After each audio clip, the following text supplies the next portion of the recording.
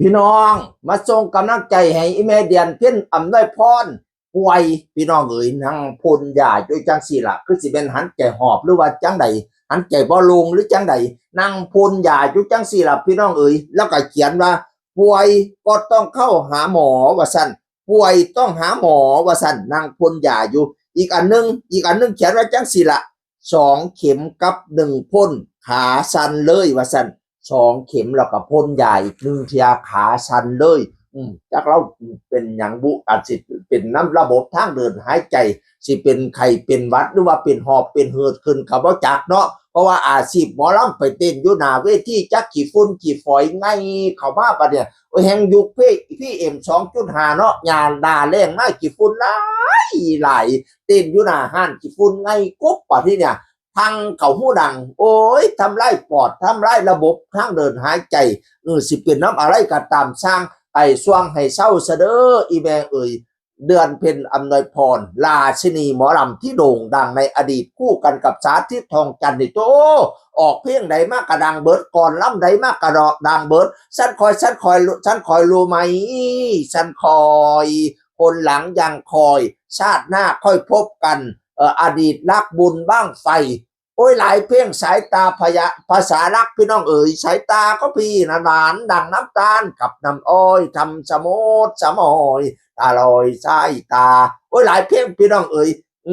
สาธิตออกก่อนไหนเดือนเพ็ญออกก่อนไหนดังวัดตั้งแต่อดีตคู่ฮิตสาธิตทองจันทร์เดือนเพ็ญอำนวยพรแห่งค่าย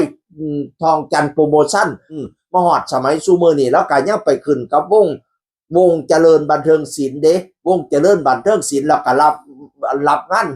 คณะน้อยคณะใหญ่แล้วก็ไปเบิดพี่น้องเอ๋ยช่วงนี้รักษาสุขภาพก่อนสิเป็นระบบทั้งเดินหายใจกี่หอบกี่เหือดอะไรทำให้กระตามสร้างเปลี่ยนวัดเปลี่ยนไอทำให้กระตามสร้างให้ช่วงให้เศร้าเสดออีเมเอ๋ยเจ็บหนักไก่ทุเล่าเจ็บเบาก็หายให้ช่วงปัดไปเสดอคอลมแต่ปีกายคอตายแต่ปีก่อนเกาะลมโตซ้ำควายคอตายโตซ้ำช่างให้ไก่ข้างดอกหางจริงปัดไปเสดอโตโตหูกมาปลูกเอาขวัญโตตะวันมาปั่นเอาสินปัดไปเสดอโตมันฝังในหูคอโตมันงอในหูลินโตลอยกินสิ้นตอนปัดไปเสดอแนวบอดี้อันไหนอย่ามากวนอีเมบักสิงิกตัวมันบ่ปากบักสงากตัวมันบ่ติ่งพี่เพียดหน้าไล่พี่ไพ่หน้าเมาพี่เป้าหน้าแหลมอย่ามาขวางหูข้ออย่ามาง้อหูลิ้นอยู่นี่ให้แม่หันใจลงซะเด้อให้ช่วงให้เศร้าใส่แม่เอ่ยปัดไปแนวใดพอดีพูนไปอยู่ป่าไม่เลี้ยงไปอยู่เมี่ยงไม่อ่อนไปข้องกินอยู่หญ้าไปข้องถ่ายอยู่ดินพุ่น10 ปีอย่ามาถามกินข้าว9 ปีอย่ามาถามนอนน้ำเท่าข้าวสารออกดอกเท่าข้อตอกพวงใบพุ่นตัวเจ้าจังเรามาไปอย่ามากวนอีเมให้สุขภาพแข็งแรงเสดอแม่เอ่ยให้เจ้าแจ้งปันดาวให้เจ้าขาวปันไฟความเจ็บยาสุได้ความไข่ยาสุมีให้เจ้าแข็งปันผ้าให้เจ้ากล้าปันตะวันถึกแดดขยะใหม่เป็นไข่ขยะหมองชุดไปพ่นให้เจ้าพ่นมาใหม่ชุดไปไม่ให้เจ้าแตกยอดมาไปกะยะฆ่ามากกะยะของยะได้มนขึ้นตองยะได้หมองขึ้นเท่ายะได้เกาเสียสีให้ว่านั่งดีสีใสสองพละกำลังปองไพ่ตองยะได้มีชุกขาชุกขี้หล่นกำลังคนหล่นลื่นอายุยืน500จนชิ้นชาติชนาแข็งแร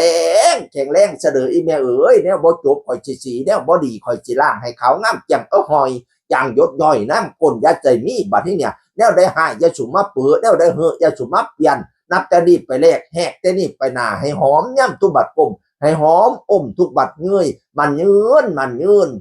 แข็งแรงหายไวๆอีเมเดียนเพี้ยนอำนวยพรเสียงคือคนเก่าเว้าสู่ฟังสวัสดีครั